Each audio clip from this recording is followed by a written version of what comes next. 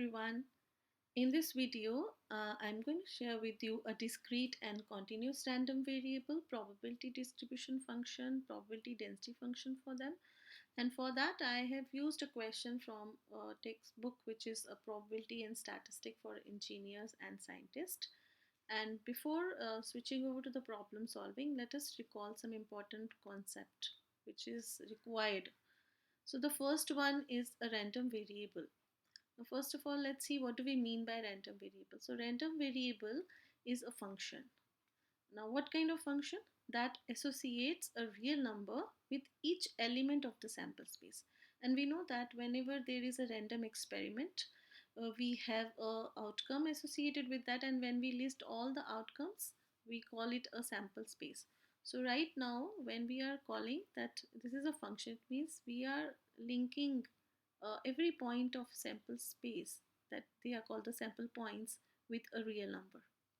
Let's say if I'm writing my sample space in terms of the set like S1, S2 and so on, let's say they are the sample points. So if I'm writing X, sample point S1 has a real number associated, let's say X1, and S2 is linked with S2 and so on. So it means I am defining a random variable with it. So X1, X2 right now are the real entries. So usually whenever we write a sample space, we write in terms of, sometimes they are not written in terms of a number. They are written in terms of a letter or an expression. So if we want to quantify them, we can associate a real number so that we can do more maths with it, right? So it is a need for doing more mathematics with the probability, or you can say a random experiment associated. Now to get a clarity for this concept, let's see one example, the very basic one, an illustration in terms of that. First example, here we say that x is a random variable, and how it is defined? It is defined as a number of heads. So every time whenever there is a random variable, it must be defining something associated with the experiment. So here we have an experiment of a tossing of a coin thrice, and we want to list all the elements of the sample space, and we'll assign a real number to it, which is called a random variable. So we know that when a coin is tossed thrice, there are 8 outcomes, and these are the all 8 outcomes which can happen. And if I want to assign a random variable x, which is we can write a small x is a part of it, so it is notation. So here x is a number of heads, right? And when we see number of heads in my this HHH, it is 3. So we can assign a number 3 to it, right? When there are 2 heads, we observe that 2 head can happen in these 3 manners. So it means the random variable which we can link with it, a random number, I mean a real number which I can link with it is 2, 2. All are 2 here, right? This is 2. And the next 3, we see the one head is appeared, so we can associate a real number which is 1. And the last one, there is no head, so we can associate 0. So we are observing that there was an experiment, and we have a sample space, and there are the points. And when we have some information associated with that experiment and we are interested to write or quantify it, we can associate with a real number. So we observe that 0, 1, 2, 3 are a real number which are random variables. So let's say one more example which can give us more clarity, because here the question is, or you can say experiment remains same. Here W is a notation for the random variable, and it is giving us now the information is bit different from the previous one. This random variable is giving us a number of heads minus the number of tails, right? So in the 3 tosses, we will define now difference between head and tail. And for that, let's see how it can be written. You can observe the sample space is remain same because the experiment is same. But here the W is defined as number of heads first, and we are subtracting number of tails, right? And we can see from here that we assigned already the numbers, but how it is coming 3, 1, minus 1, 3. You must be observing when in the first outcome, which is 3 heads. So 3 heads subtracted because no tail is appearing, so 3 minus 0. And here we have a 2 heads. 2 minus number of tail is 1. So this can happen in these three cases. So everywhere it is 2 minus 1, 2 minus 1 in these cases. So we get a difference as a 1. And in the next three cases, we are observing that here we have a one head and two tails. So 1 minus 2, 1 minus 2, when we see in these three cases, because they are the count of head and tail are same. So we are getting the difference as a minus 1. And in the last case, we see three tails, so there is no head. So the difference between is 0 minus 3, which is equals to minus 3. So we can get an idea that whenever we are quantifying any information associated with an experiment, so we can link a real number to it, and those real numbers are named as a random variable because they can also appear in random whenever we want to do some more maths to it. So now before discussing the another questions, which for that let us see some more information associated with the random variable, and that is because the random variable can be categorized into two parts, so discrete and continuous. So how do we get an idea that whether we have to deal with the discrete random variable? Sample space contains finite number of possibility, means we have some experiment and we are observing the finite number of possibilities associated, or might be it can be unending sequence with as many elements as there are whole numbers, means the pattern is keep on repeating and it can go on and on. That means it is not having an end, so it is an unending sequence. So in the both cases we are dealing with the discrete sample space, and if we are assigning a real number with it, so it means we can assign a discrete random variable. It means in this case we can write a list, we can separate the entries in terms of commas. So in that scenario we are dealing with a discrete random variable. On the other hand, if the sample space contain infinite number of possibility, means when we have an experiment and we are observing the outcomes, we cannot write separately, and we are observing that infinite number of the possibility and they are so much that it can be related to the points on a line segment. Like in a line segment, if I say every point is the participant, that means it is a interval or a part of a line, so we cannot separate them.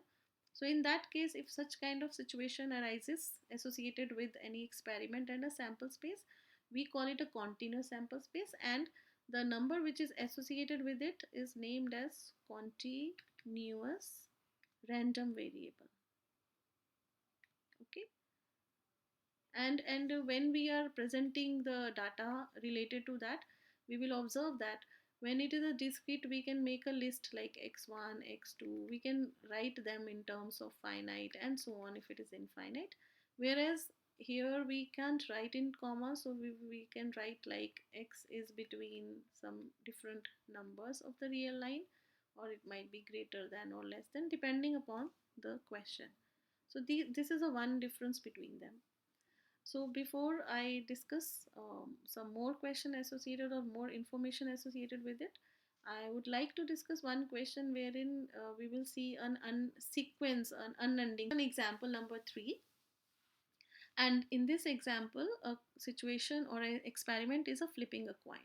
Now a coin is flipped how? In what manner? We can keep on flipping till the three heads comes. So the means in succession. It's not any moment. If we are getting three heads together, one after another, then experiment stops, right? So we have to list all elements of the sample space, and here since we will observe and we'll discuss this experiment, we get an idea that this is a never ending kind of a situation. So here the question demanding ki jot down only the 6 tosses, right? And rest we can say and so on. And they are also asking that is it a discrete, because it is, can we put it to the category of discrete random space? So let's see with the help of this situation. So let's see the next one. First one is how to write the seven, means first situation, how to write. So what are the different situation I can face in this experiment? The first is the three heads can appear in the first three tosses possible. That means if I say random variable is getting three heads in succession, So it can happen in 3 tosses. This is only possible. That means the experiment stop. Or if it is not coming, means something else is coming, then what else can do? The 4 tosses can also give me 3 heads, and it can possible that maybe a tail is coming in a first toss, and maybe I'll get all the 3 tosses as a head possible. So then also experiment stops. But if it is not coming, then what happen? It can happen is either this or that's why a randomness is there. So it can appear in 5 tosses also. That means in 5 tosses, the last 3 heads are coming, but before that, in 2 tosses, what could be possible?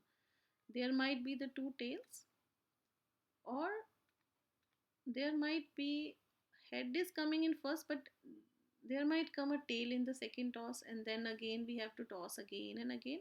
And let's say in 5 tosses I am achieving. So right now we are writing a sample space wherein we are looking into the options, that this is a one option, this is a second option, this is the third option, right?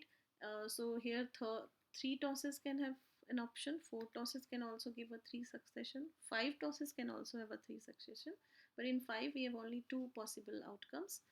And it can, if let's say in 5 it is not coming, then it can appear in 6. So in 6 what is possible? Let's say we have a head coming in the 3 tosses. It means before that, in the 3 places there must be some tail. So how tail can appear? The tail can appear in all the 3 tosses. The tail can appear with 2 tosses, like 2 tails and 1 head. And this 2 tail can appear in this manner, like tail is coming, then in second toss head is coming, and again tail comes, right?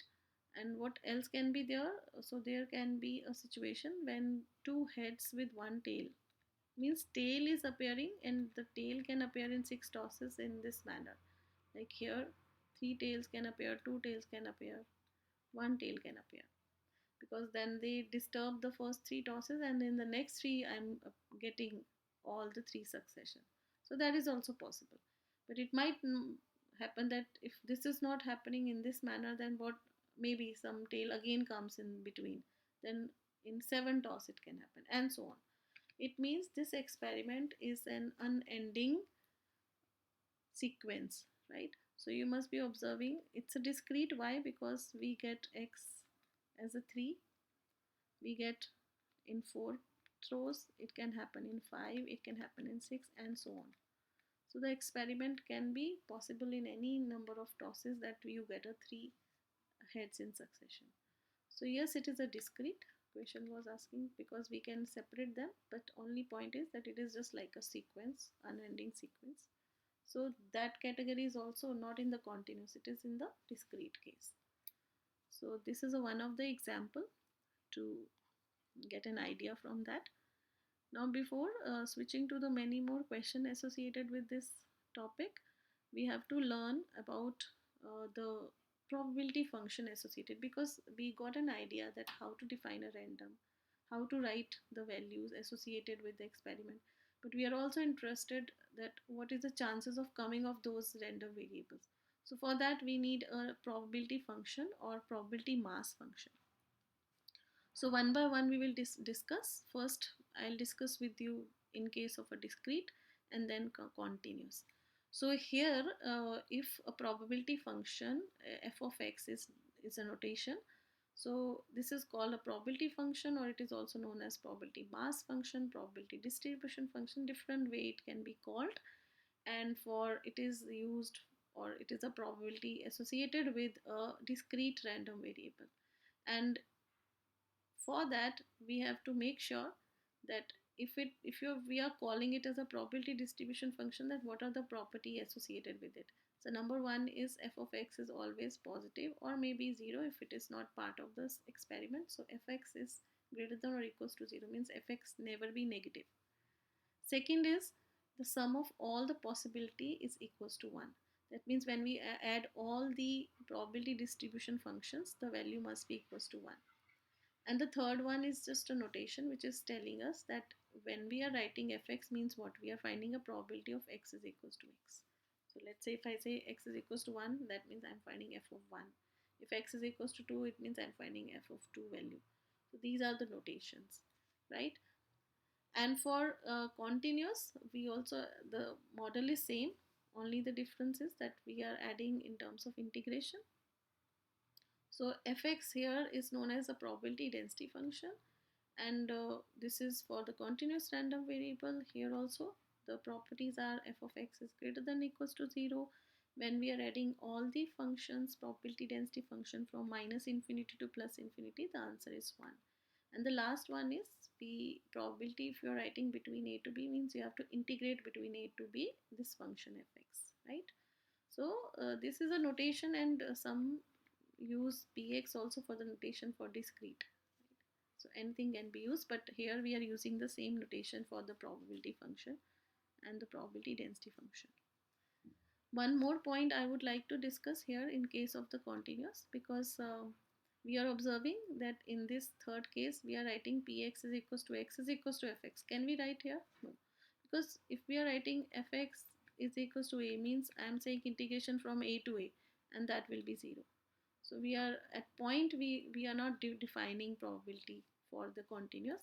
Second, the equality sign, whether it is there or not there, doesn't matter, because if you can find out this value is exactly same as from probability of a including the endpoints, either the both side or the one side. So in all these different cases, if somebody is demanding find the probability including endpoints, then also we have to integrate from a to b. If they are writing one side included, other is not included, vice versa, then also we have to integrate from a to b. But this can't be same for the discrete, because in discrete points are in front of us listed. So in list, if a is part of the discussion, it is included. If it is not part of the discussion, it is not included. So this is a one difference between when we are writing the probability of continuous and discrete. So let us see some question based on it. We will number 4 here. So we are going to construct a probability distribution based on some already discussed question. So in this example 4, we want to find a probability distribution of a random variable w, which was part of example 2, like a number of head minus number of tail. And here one important point, that the last line is very important to pay attention. They are saying assuming that the coin is biased, because by default when we do question based on coins, we assume it unbiased. It means the probability of getting head and tail is same 1 by 2 1 by 2. But in this current question they are saying it is a biased. So the information given here is the head coming is twice as likely as occurrence of tail. That means head is to tail, information is 2 is to 1. It means as per the question, probability of getting head is 2 by 3, and the probability of getting tail is 1 by 3 because of this biasness as per the question. So now we have to, because we have associated a random number or random variable, and we would like to find out what is the probability of getting 3, what is the probability of getting 1, what is the probability of getting minus 1, what is the probability of getting 3. Now let us see how we can find the probability associated with the W. So here probability of getting 3 heads and W associated with it is 3. So we are interested to find the probability of 3. So that we can calculate.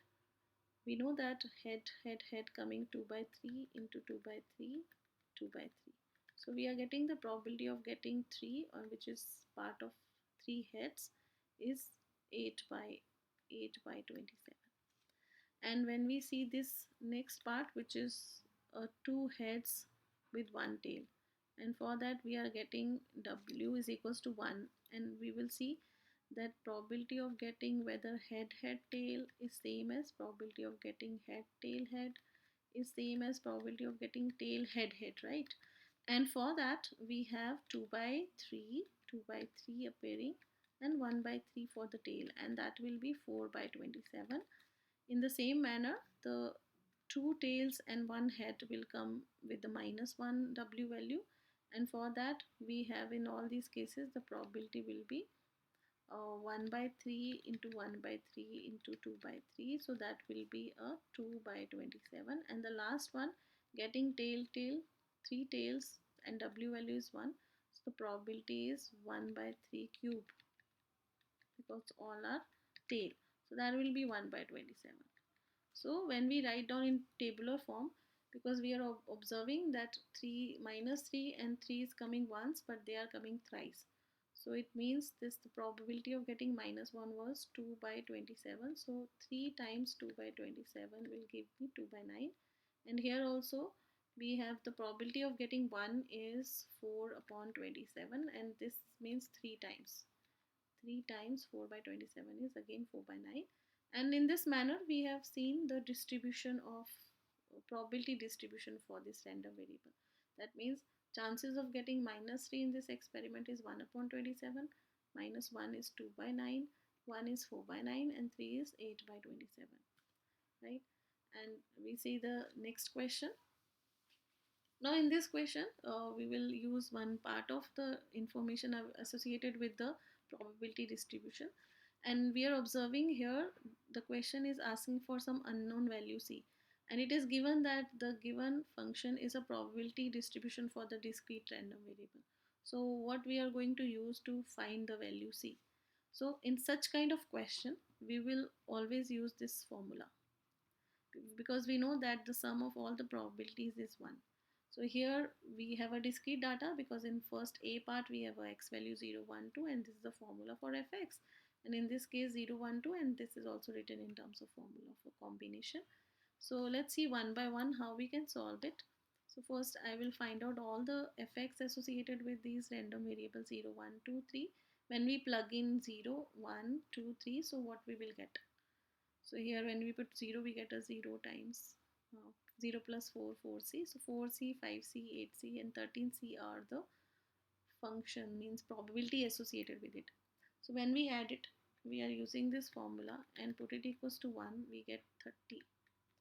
When we add 4, 5, 8, and 13, we get a 30c, and it is equals to 1. So from where we can evaluate the value of c, and it is equals to 1 by 30, right? And in the second question, the formula is given in terms of the combination, because remember this is a notation for combination, and sometimes we can also write like that. Either NCR or N and R written in the parenthesis means it is a combination of N out, R out of N. Selection of R objects from N. So when you open it, it is equals to N factorial, R factorial, N minus R factorial, right? So here also one by one, let's find out the values of 0, 1, 2, and we see that f0, f1, f2 can be written in this manner, and calculation is done. I'll calculate this one, and the rest it can be done in the same manner. When I want to write down 2, 0, so for the 2, 0, what does it mean? 2 factorial means numerator, 0 factorial, 2 minus 0 is 2 factorial, and 0 factorial is equals to 1. So we get a 1, 2, 2 factorial get cancelled, we get a 1. And this 3, 3 is 3 and 3. It means 3 factorial, 3 factorial, 3 minus 3 is 0 factorial. So that is also 1.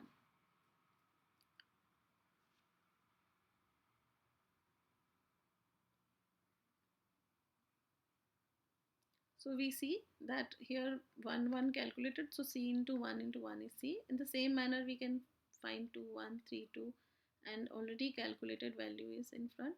So we get 2, 1 as a 2 and 3, 2 as a 3, and we get C, 6C, and 3C as a probability distribution associated with 0, 1, 2.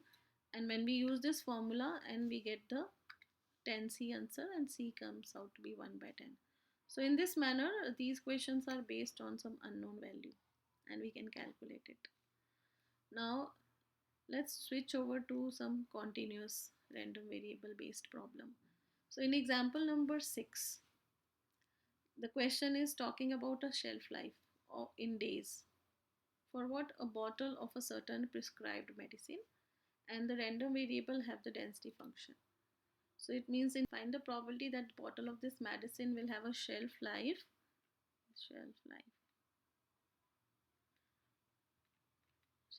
of at least 200 days. So at least 200 days means 200 and more. right? 200 and more. So when we say 200 and more, it means we want to find out the probability of x greater than 200. And here, anywhere from 80 days to 120, that means we want to find out what is the chances that it can have a shelf life between 80 and 120. So let's see first part, when we want to find out probability of x greater than equals to 200, because in continuous, whether it is a strictly greater than or equals to, we have to integrate from the same limit 200, and this is a function defined for the greater than 0 value of x. And when we integrate, we will see that 20,000 can be written outside, and here you can see the integration is x this to the power minus 3. After integration it become minus 2 x plus 100 to the power 2, and from 200 to infinity, because we know that integration of t to the power minus 3 is equals to t to the power minus 3 plus 1 is minus 2 upon 2, and when we want to write down into the positive power, we can drop it down like that. And so I used this one, and because we have to put the infinity limit, so 1 upon infinity is equals to 0, so this 2 and 2 will get cancelled, we get a 10,000, and this 10,000 is outside, and when we plug in the infinity we are getting 0 minus 0, right? And that become plus when we look the lower limit. So when you plug in 200 plus 100 is 300, and when you are squaring it you are getting 90,000, right? Squaring the value, and 10,000 divided by 90,000 is 1 by 9. That become our solution for that probability, chances 1 by 9, chances that it can have a shelf life more than 200 days. And in the same manner we can calculate, because here the integration is same, only the limit is different, so you can plug in the value in the function and get the answer. Let's switch to the next question, and here the question is where the total number of hours are measured in a unit of 100 hours. So we have to be now careful, because in this example, like in the previous example, the days remain as days. Here the total number of hours is there, and the measured unit is 100 hours. That means they have converted one unit as 100 hours.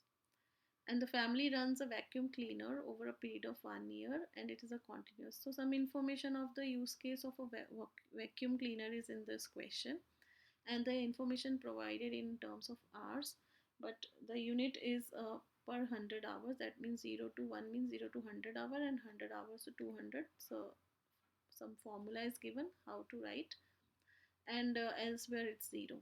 So we have to find the probability within that 1 year the family runs the vacuum cleaner less than 120 hours. Less than 120 hour means x less than 120 hour will be converted into the per 100. So per 100 it will be 120 upon 100, that is equals to probability of x less than 1.2. So we have to find the first case probability of 1.2, and here in the second case when we divide 550 by 100 and 100 by 100, we are getting 0.5 to 1. So in this manner we can use the function accordingly, because the function is given from 0 to 1 means 1 stands for 100 hours. And in the first case, because x is going less than, so we know that minus infinity till, so I know question is starting from 0 onwards. So 0 to 1 we have x function, but the moment it crosses x 1, the function change. So 1.2 is part of this interval, so we will start from 1.2, sorry, we'll start from 1 and go till 1.2 and use the function 2 minus x, and after integration we get this expression, and when we plug in the limits upper minus lower, and we get the answer as a 0.68. So it is the chances that they can use less than 120 hours is 0.68 chances. And then in the same manner we can find the other probability between 50 to 100 hours, which is only containing the first interval, and in that case we get a 0.37. So when we integrate, right? So let's discuss the last example of this discussion. Here problem is based on the discrete data. They are saying that a shipment of a 7 television set is containing 2 defective. So a hotel makes a random purchase of 3. set. So x is the number of defective and we have to find the probability distribution and also need to plot the histogram graphically.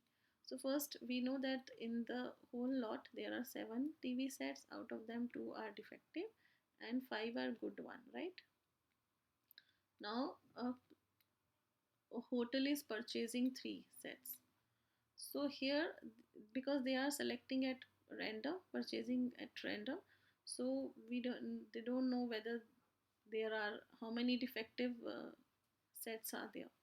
So it means if we start thinking over the situation, what are the possibility that we can get a defective in that 3? There might be no defective, so x will be 0. There might be out of 3 one defective, and there might be both 2 defective are selected in these 3 purchases. But since there are only 2 defective, so it can possible till 2. So x is from 0 to 2.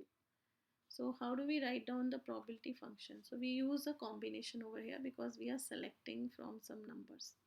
So we can select x defective from 2 and 3 minus x good set this from 5, and both are can be calculated by taking the multiplication 2cx and 5c 3 minus x ways, and the total possible ways of selection of 3 out of 7 is 7c3. So number of favorable upon number of the total possibility. So when we write down we get this function for the current problem, and when we apply these formula one by one over different values of x, we can get this is 7 factorial, 3 factorial, 4 factorial. So 7 can be opened till, if we are doing it manually, we can open it like that. 4 factorial will get cancelled, and 3 factorial is 3 into 2 into 1, so which is equals to 6. So there are 35 ways the 3 can be selected out of 7. And here when we solve one by one, f0, f1, f2, so let me share one case and the other two you can do it yourself. So what can be done here? So I want to find out 2c because denominator are calculated. 2c 0 means 2 factorial, 0 factorial, 2 factorial, 2 minus 0 is 2, so it is 1. 5c 3 means 5, 3, 5 minus 3 is 2. So when we open 5 into 4 and 3 will get cancelled and 2 is there. So 2 we get a 10. So it is 10 by 35 means 2 by 7 because 5 is a common multiple, we can cancel it. And in this manner we get a 1 4 by 7 and possibility that 2 are defective is 1 by 7. So this is the probability distribution function associated with the current problem. So I hope you get an idea.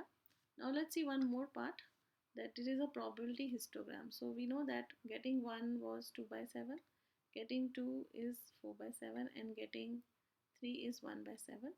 So if we want to plot a histogram, we can write the center of this bar as the probability and we can make it like a histogram presentation.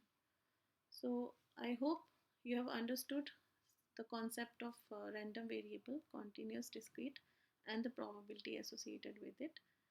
So I'll continue with the cumulative distribution function in my next lecture. Thank you.